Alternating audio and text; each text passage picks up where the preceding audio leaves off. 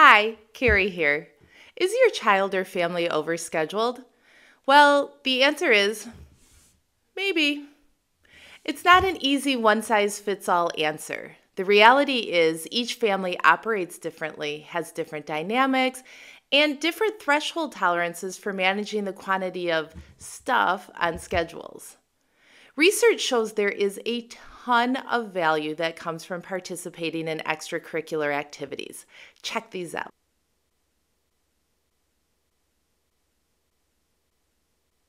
But like the saying goes, too much of a good thing is not always a good thing. Maintaining a packed schedule can have some serious consequences. So, how do we find that line? The line where a good thing crosses over into a not so good thing.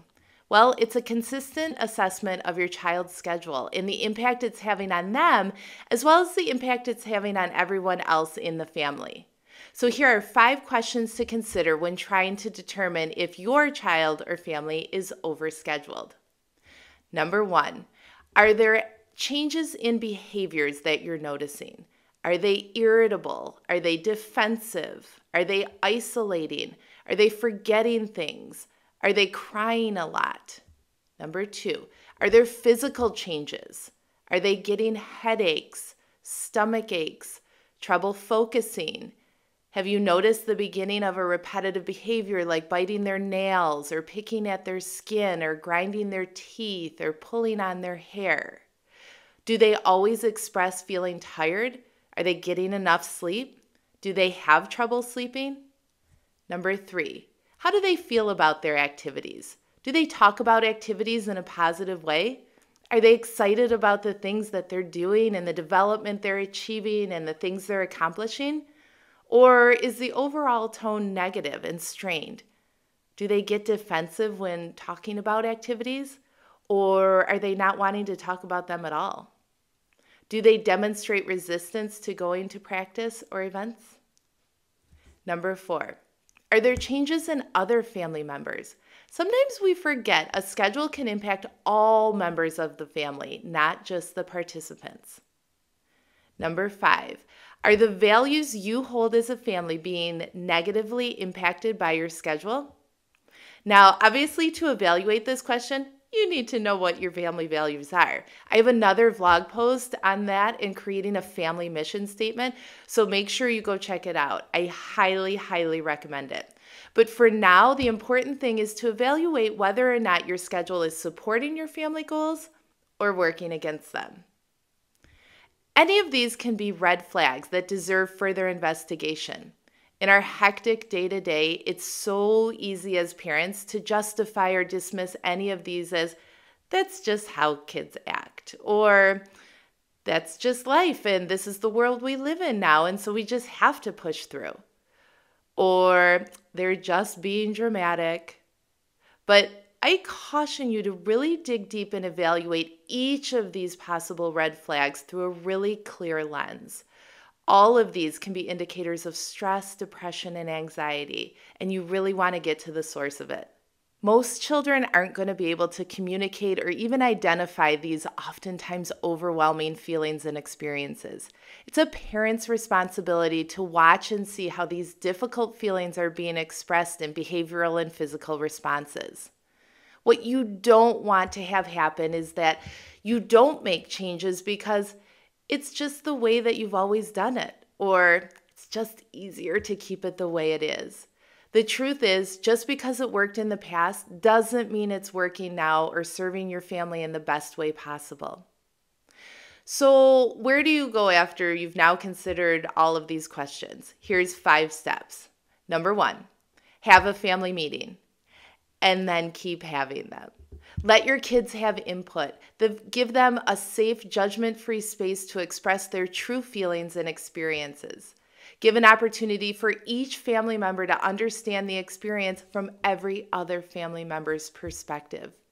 The key here is don't go into the meeting with the outcome in mind. Be open-minded and let the conversation unfold naturally. Step 2, determine what, if anything, on your calendar is not supporting your family values. and then drop it.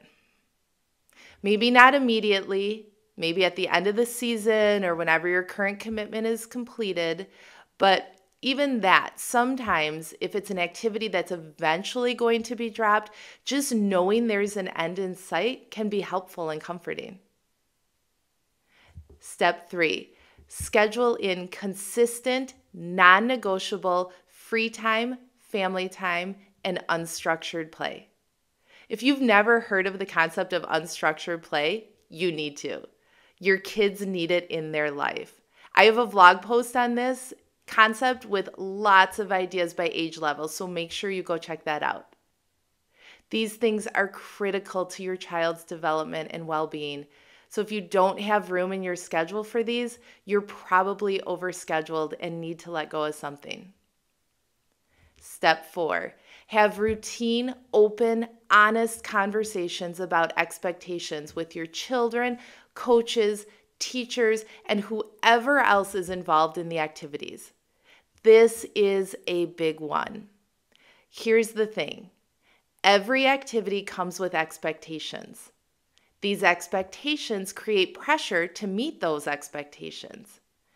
Too much of that pressure on your child can lead to depression, anxiety, and feelings that they're always disappointing someone, especially if there's scheduling conflicts. No matter how hard you try, there's only one of you. So until cloning becomes a thing, it is impossible to be at two things at the same time. But seriously, managing scheduling conflicts is stressful, and there are lots of them. Multiple activities, multiple children, family commitments, vacations. Everything you say yes to takes a chunk of your time. And I think sometimes we underestimate the stress and toll it takes on our kiddos when they have to say no to a practice or a game or a tournament or an activity. Many kids can internalize this as a failing to meet expectations, and therefore they're disappointing their coaches or instructors or team members or peers, and that's not good. So there's two ways to resolve this. Eliminate the scheduling conflict by getting rid of something, or have those upfront, honest conversations with everyone involved about the scheduling conflict and what you will truly be able to commit to. Now, by doing this, you run the risk of a coach or instructor saying, that's not acceptable, and therefore you're not able to participate. So you may need to find another team or group where what you are able to commit to is acceptable. But at least you are protecting and controlling your family's schedule and emotions for that matter, and not letting others do that for you. And for your kiddos, they have the reassurance of knowing you've clearly discussed what you're able to commit to and have a new baseline of expectations that have been agreed to by everyone involved. So when you do have to say no, it's not a surprise to anyone involved, and it doesn't feel like a disappointment to your kiddo. Step 5, help your child develop some stress-relieving activities. Despite your best efforts in maintaining a manageable schedule, your child will experience stress at times for sure. And a little stress is good because it gives us the opportunity to develop and practice skills to manage this stress. That's a great life skill. Deep breathing, journaling, that unstructured play I just mentioned are all great ways to manage stress. Practice different ones to see which ones resonate with your kiddos so that when they really need to use them, they've got those tools in their back pocket. So now do you see why the question, is your child or family overscheduled? Not an easy one to answer. There's not one simple answer that fits all families. And it's not a decision that can be made one time, forever. It's a constant evaluation to make sure what you're doing right now makes sense for your family right now, and not just doing things for the sake of doing what you've always done or doing what you think is expected of you. That benefits no one. The reality is, your time with your children will go so quickly, so cherish it, protect it, make it count, and make it intentional. You got this. Want more of this?